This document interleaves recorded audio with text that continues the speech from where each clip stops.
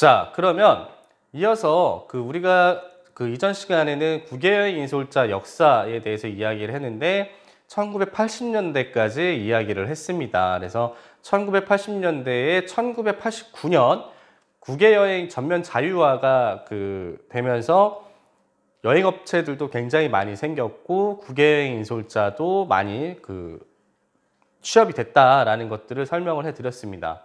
자, 그러면 여러분들 여담으로 1989년도에 왜 해외여행 전면 자유화가 됐을까요? 1988년도에 우리나라 서울 88올림픽이 개최가 됐었죠. 그리고 그 이후에 해외여행 전면 자유화가 됐었습니다. 그래서 1990년대부터는 엄청나게 사람들이 해외여행을 많이 가기 시작을 했고 우리나라 관광 수지가 그때부터 적자가 많이 일어났습니다. 자, 그러면 1990년대에는 어땠는지 한번 알아보도록 하겠습니다. 자, 일단은 강력한 신생 패키지 여행사들의 등장과 더불어서 기존 패키지 여행 시장의 구조 및 판도에 많은 변화가 있었습니다. 그래서 굉장히 많은 여행사들이 생겼어요. 1989년도에 일단은 모두투어 여러분들 알고 계시죠? 모두투어가 생겼고, 그 다음에 90년도인가 하나투어가 생겼고, 그 다음에 그 전에는 세방여행사, 코오롱 여행사, 여러분들 잘 모르시겠지만, 고려여행사, 이러한 굵직굵직한 여행사들이 많이 있었습니다. 그래서 여행 구조와 판도를 굉장히 많이 바꿨는데요. 여행 상품의 판촉 및 판매를 위해서 또 신문 광고 또는 언론 매체들을 통해서 홍보에도 많은 비중을 두었습니다. 그전에는 그냥 전단지 돌리고 그냥 직접 방문하고 막 이렇게 했었는데 신문 광고를 많이 했죠. 근데 이 신문 광고가 되게 효과가 좋았는데 중요한 건 뭐냐면 비용이 굉장히 비쌉니다. 그래서 과도한 홍보비 지출에 따른 수익성이 악화가 됐죠. 왜냐면 여행사의 수익률은 뻔하거든요.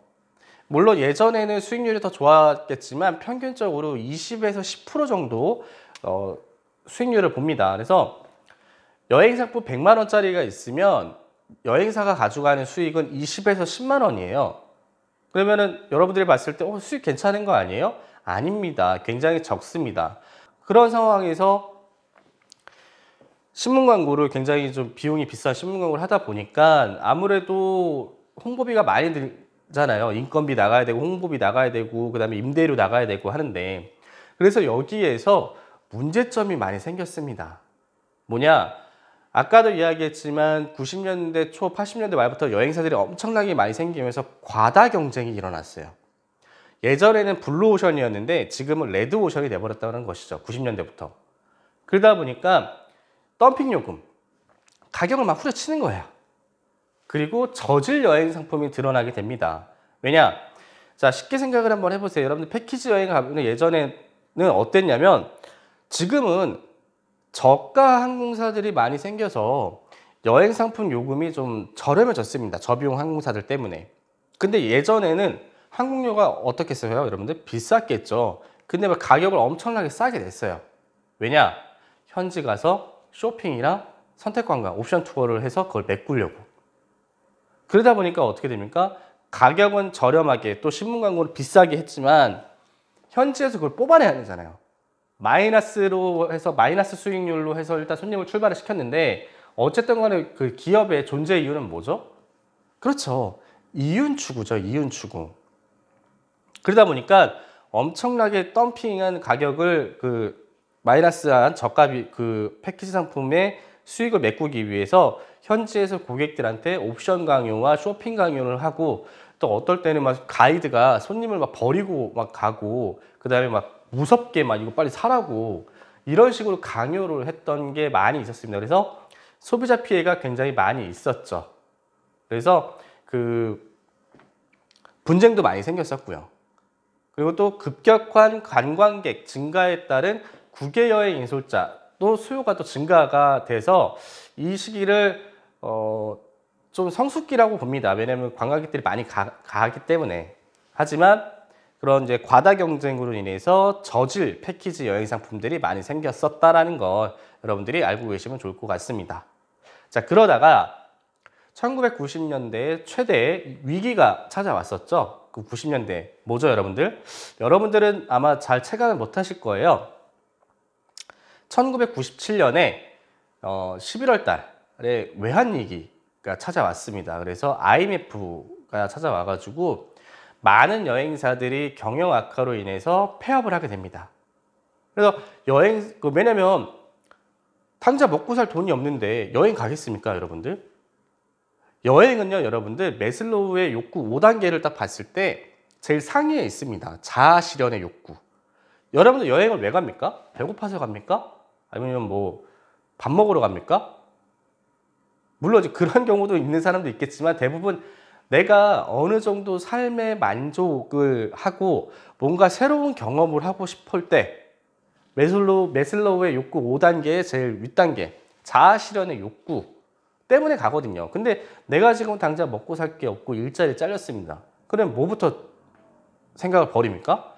여행 갈 생각부터 버리죠. 내가 지금 이 시국에 여행을 가야 되냐? 응? 돈 벌어야지 어떻게든. 그렇기 때문에 손님들이 여행 상품을 이용을 안 하니까 여행사들이 줄줄이 문을 닫게 됐다라는 거죠. 그래서 더불어서 여행사가 문을 닫으니까 국외여행 인솔자도 감소가 되겠죠. 그래서 97년도에 IMF 외환위기로 인해서 우리나라 여행 산업에 큰 타격을 입었었다라는 것을 보시면 될 것 같습니다. 자, 다음은 2000년대인데요. 다양화와 확대기라고 볼 수가 있습니다.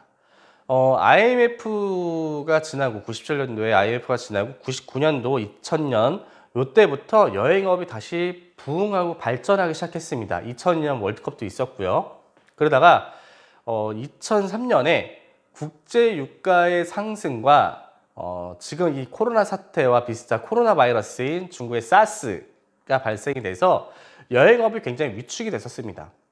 왜냐하면 사스도 마찬가지 코로나 바이러스인데 안 가는 거예요, 사람들이. 여러분들 지금 해외여행 가자고 하면 갑니까? 지금 우리나라 국제항공이 엄청나게 많이 걸렸는데. 그래서 많이 위축이 되었다가 또 좀 상승을 했어요.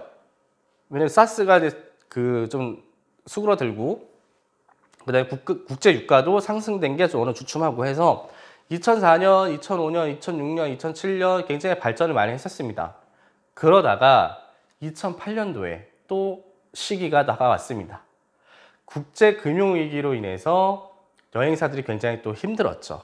그래서 제가 2008년 그때가 아마 한 10월, 9월 정도 됐던 것 같은데 제가 이제 여행업계에 근무를 하고 있을 때 그때가 이제 입사 2년 차였거든요. 2년 차였는데 무급 휴가를 들어갔습니다. 회사가 굉장히 어려워서. 그래서 그 당시에 문을 닫는 회사도 있었고요.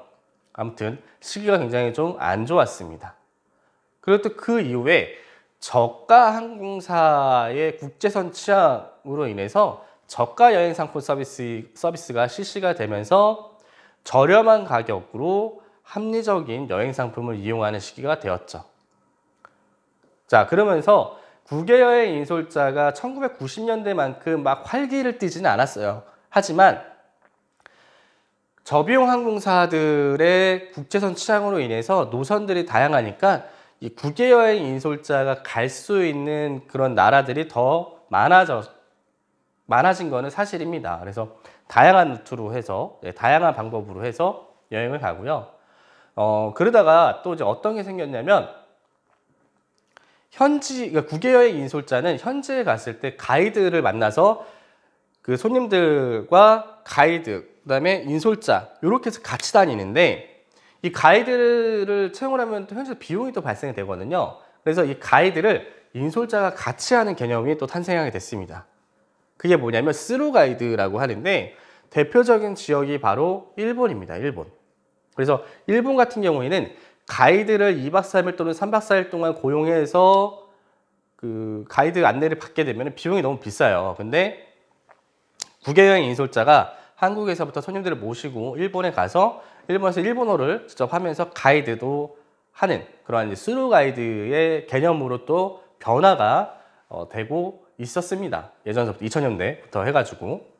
네, 하지만 현재 이제 여러분도 잘 아시다시피 자유여행객의 증가, 그 다음에 글로벌 OTA 여행사들의 증가로 인해서 국외 여행 인솔자의 입지는 조금씩 낮아지는 것은 사실입니다. 그래서 국외 여행 인솔자들은 다양한 방법으로 고객을 만족시킬 수 있는 그러한 방법들을 여행사와 국외 여행 인솔자가 지금 맞닿아서 머리를 싸매고 고민을 해봐야 되지 않을까 싶습니다. 자, 그리고 이 관광산업에는 굉장히 큰 이슈가 최근에 생겼죠. 뭐죠, 여러분들? 그렇습니다. 코로나19, 무한 폐렴이라고도 했었고, 현재 신종 코로나 바이러스 19라고도 하죠. 이게 역대급이라고 합니다, 여러분들. 저는 이제 업계에 있으면서 글로벌 금융위기에서부터 있었거든요. 그러니까 2008년, 그 전부터 2007년부터 제가 회사 생활을 했었는데, 그때도 좀 힘들다라고 했는데, 그 선배들이 IMF, 사스, 그 다음에 2008년 금융위기, 이런 것들을 겪어봤지만, 지금 현재 이 코로나19의 여파가 더 어마어마하다는 거죠. 그래서 직접적으로 밝힐 수는 없지만 여러분들 아마 뉴스 기사 보면 알 거예요.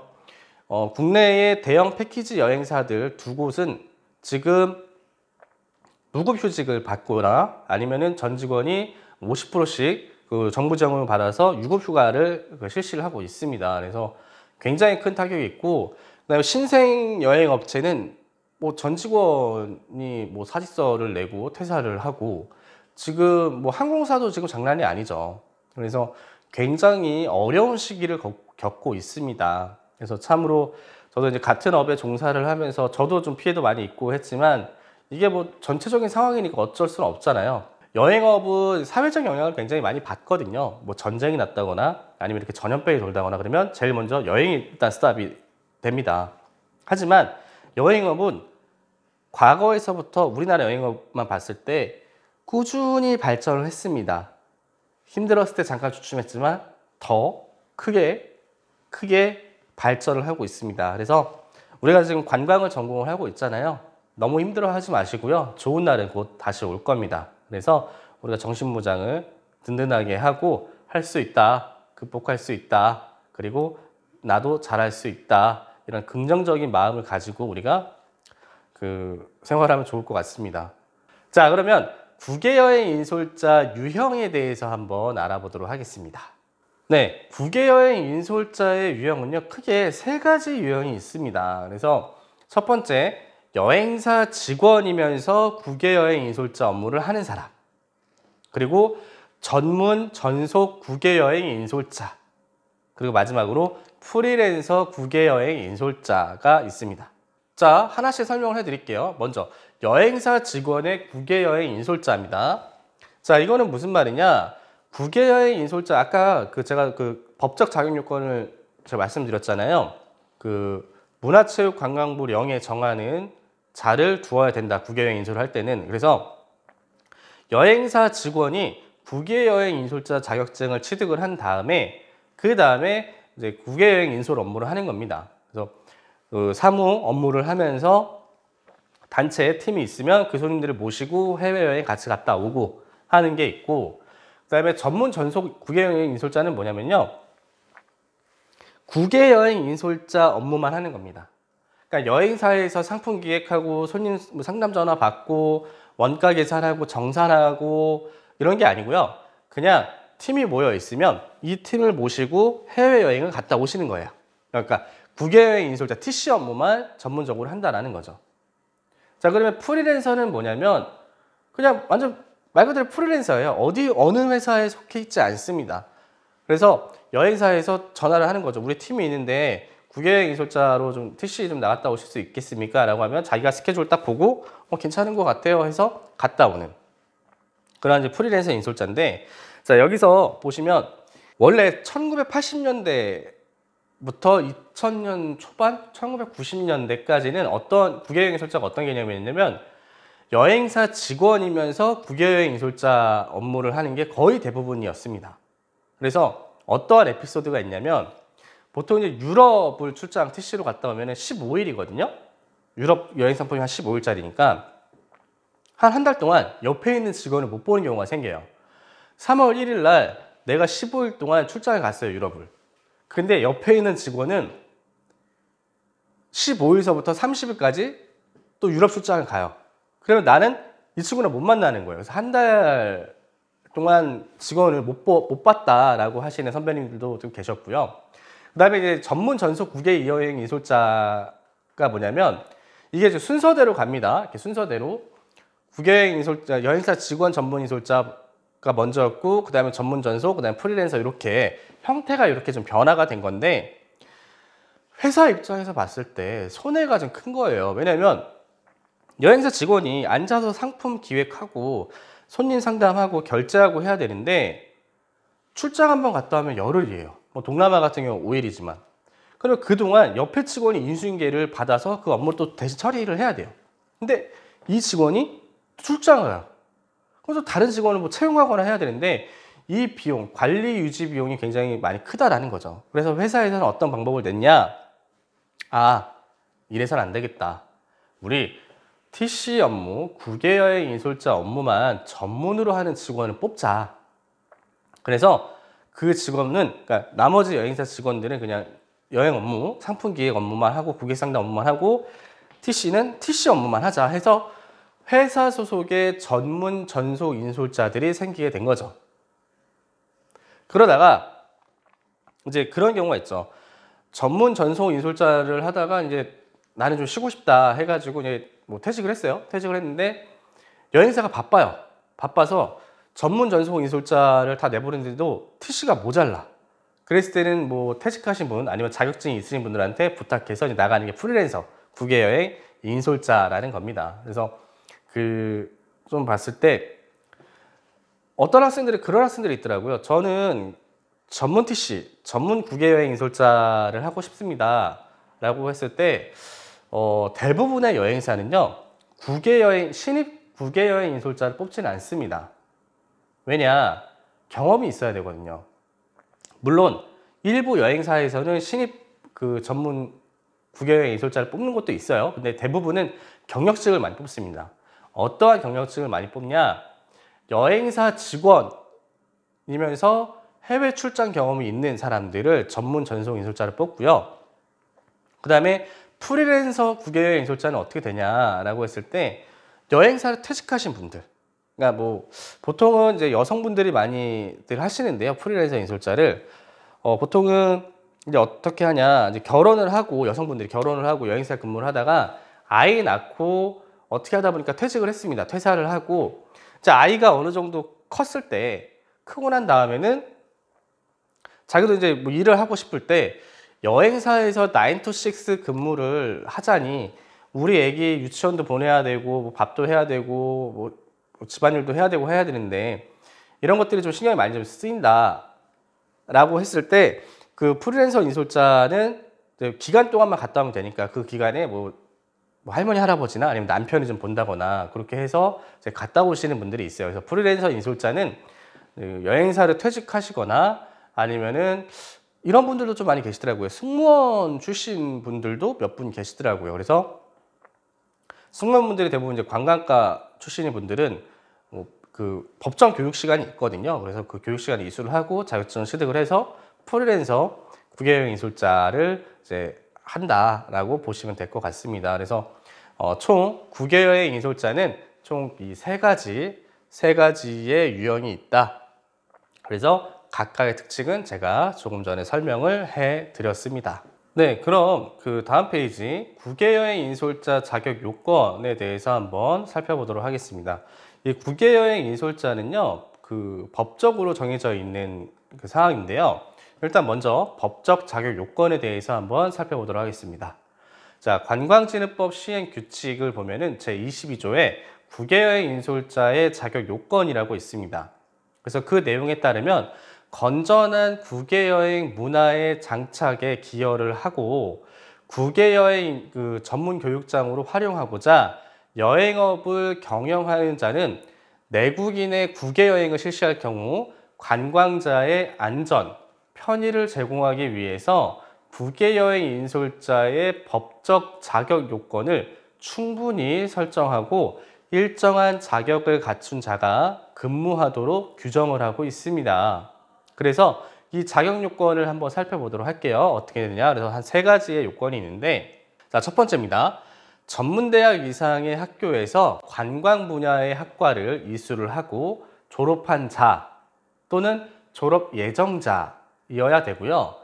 그 다음에 관광 관련 실업계 고등학교를 졸업한 자로서 문화체육관광부 장관이 지정한 국외여행 인솔자 양성교육기관에서, 여기 써있죠, 80시간 이상 교육을 이수하고 국외여행 자격 인정증을 받은 자입니다. 그 다음에 또 다른 방법이 있어요. 여행업체에서 6개월 이상 근무하고 국외여행 경험이 있는 자로서 문화체육관광부 장관이 지정한 국외여행 인솔자 소양교육기관에서 3일 이상 5일 이내 기간 중 15시간 이상 교육을 이수하고 국외여행 인솔자 자격 인정증을 받은 자, 마지막으로 관광 통역 안내사 자격증을 취득한 자 해서 이렇게 총 그 3가지 분류로 나누고 있습니다. 네, 여러분들 이렇게 해서 수업은 여기까지고요. 우리 잠시 쉬었다가 하도록 하겠습니다.